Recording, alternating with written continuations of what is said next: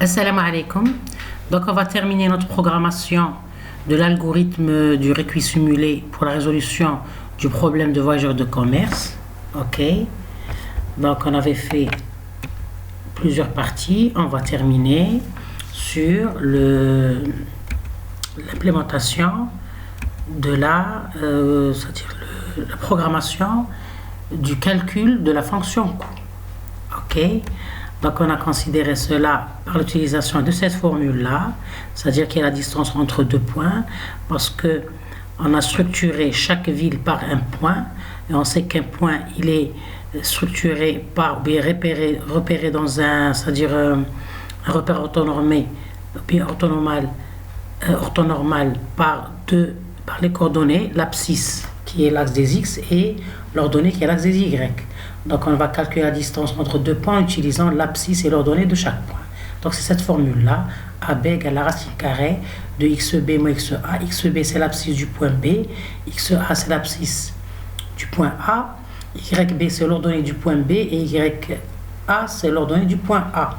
Donc ici, le A et le B vont être, dans notre cas, vont être deux villes, la ville A et la ville B. Dans notre c'est-à-dire implémentation, on a considéré les villes comme étant des valeurs entières 1 et 2. Donc par exemple la ville 1 et la ville 2. Bien. Donc j'ai lancé mon navigateur Anaconda, ok.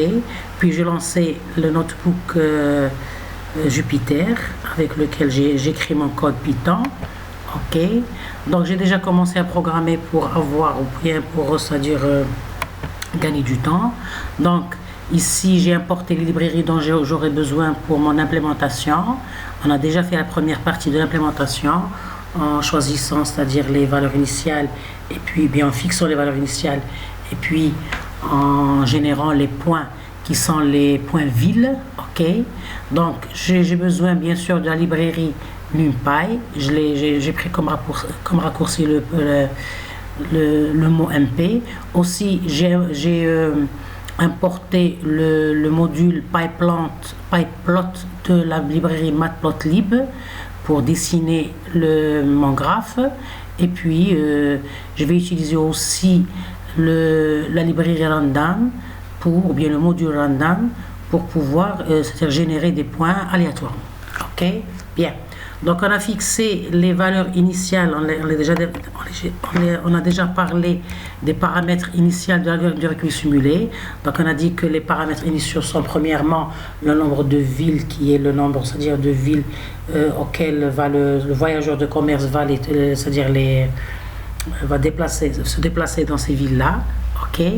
Puis on a le paramètre T0 qui est la température initiale, qui est égale, par exemple, elle doit être grande, on a dit qu'elle doit être très grande, et puis on va la baisser petit à petit, c'est-à-dire on va la diminuer petit à petit. Donc j'ai fixé T0 à 20 par exemple degrés Celsius, et puis la température minimum pour arrêter le récuit simulé, c'est-à-dire ici bien le récuit tout court, c'est une température qu'on va utiliser dans le test d'arrêt. On va revenir lorsqu'on va toucher le test d'arrêt.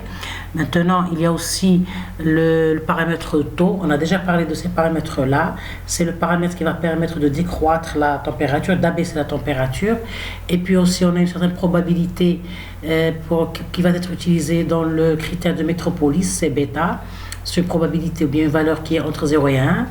Et ici, bien sûr, comme on remarque, on a dit que la valeur de taux doit être choisie assez grande pour que la diminution de la température soit suffisamment lente, mais pas trop pour ne pas avoir c'est-à-dire beaucoup de calculs. Aussi, on peut toujours varier les valeurs de ces paramètres et de les tester, les résultats, puis bien sûr les interpréter. On va voir après à la fin de l'algorithme qu'on va essayer de changer les valeurs des paramètres pour voir l'influence de ces paramètres-là dans l'algorithme du récuit simulé, ou bien les résultats de l'algorithme. Surtout que, c'est-à-dire les valeurs initiales sont des valeurs, on n'a aucune garantie sur le choix de la valeur. Ça revient, c'est-à-dire au type de données et au problème proprement dit, c'est-à-dire au problème réel. Bien. Donc maintenant, concernant les points villes, c'est-à-dire le choix des points villes, donc j'ai structuré chaque ville par deux points qui sont, c'est-à-dire chaque ville c'est un point. Donc chaque point il est détecté dans bien sûr le repère orthonormal par deux coordonnées qui sont, c'est-à-dire les coordonnées du point qui sont le x et y. Le x c'est l'abscisse et y c'est l'ordonnée. Le choix de ces valeurs va être aléatoire. Bon, j'ai choisi l'intervalle 0 et 1 pour avoir des valeurs, c'est-à-dire pour pouvoir c'est-à-dire visualiser le graphe d'une façon lisible et facile. Donc les valeurs des abscisses x, y vont être dans l'intervalle 0 et 1. Et puis cette idée c'est-à-dire de structurer chaque point ville par les coordonnées x, y, ça revient à la réalité. Chaque ville, c'est-à-dire par exemple dans Google Maps, on remarque que chaque point, il est repéré par ses coordonnées. Ok, donc ça revient, c'est-à-dire ça revient à la réalité. Bien. Donc je vais utiliser ici sur le plan implémentation Python pour choisir les coordonnées x et y, c'est-à-dire qui sont l'abscisse et l'ordonnée du point ville. Je vais utiliser, bien sûr, le module random avec la fonction uniforme. Donc cette fonction uniforme, c'est quoi? C'est une fonction qui a comme paramètre, ici on va voir la syntaxe de cette fonction. Donc c'est une fonction qui appartient au module random, ok? Donc elle a trois paramètres, A, B et N. Donc A et B, ce sont et N. Donc cette fonction, qu'est-ce qu'elle fait? C'est une fonction du module random. Elle renvoie un tableau de dimension N, ok? C'est-à-dire des valeurs qui sont stockées dans une structure tableau de dimension N avec des valeurs aléatoires à virgule flottante entre A et B. Donc puisqu'on a choisi 0 et 1, c'est des valeurs flottantes qui vont être comprises entre comme valeur minimale 0 et valeur maximale 1. Ok, donc je vais donner ici un exemple. Donc on a le vecteur x, le vecteur des abscisses. J'ai généré ici des valeurs aléatoires entre 0 et 1. Donc par exemple l'abscisse x1 c'est 0,2, x2 c'est 0,5, etc. Par défaut, le système, c'est-à-dire avec Python, ça va, c'est-à-dire le premier élément du tableau, ça va être, c'est-à-dire l'indice 0. Donc on a x0, x1, x2, etc. C'est-à-dire le premier élément, il est détecté par l'indice 0. Et puis l'ordonnée y, la même chose, c'est un random uniforme avec les valeurs entre 0 et 1 et de dimension n. Vous voyez? Donc je suis en train d'utiliser les fonctions que je vais utiliser dans mon programme Python. Donc il faut que l'étudiant, bien le chercheur, sache ces fonctions-là pour qu'il puisse les programmer ou bien les implémenter. Donc je reviens à mon code.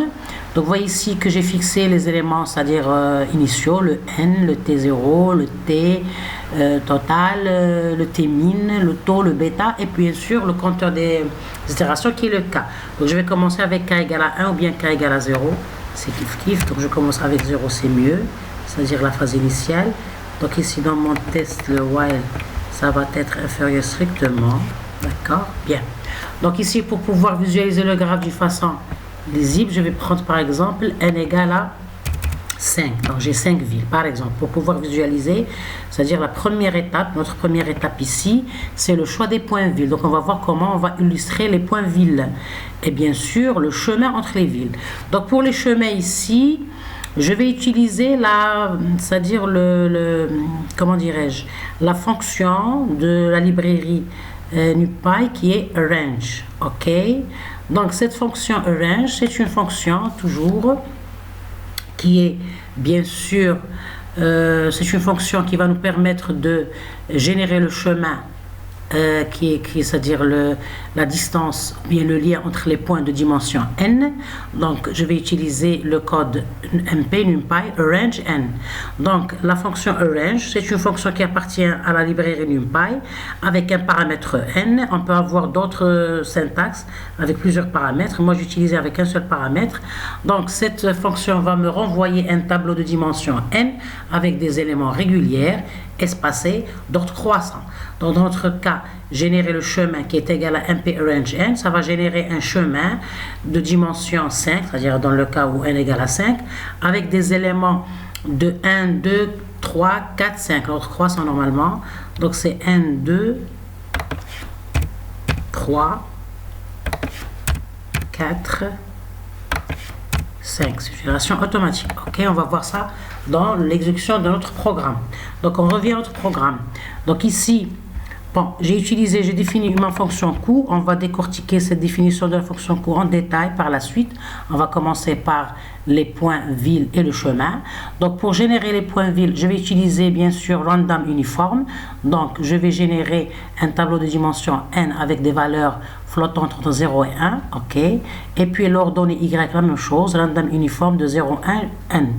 Bien, pour le chemin, je vais utiliser la fonction arrange, c'est-à-dire je vais prendre un tableau de dimension n avec des valeurs entières de 1 à n.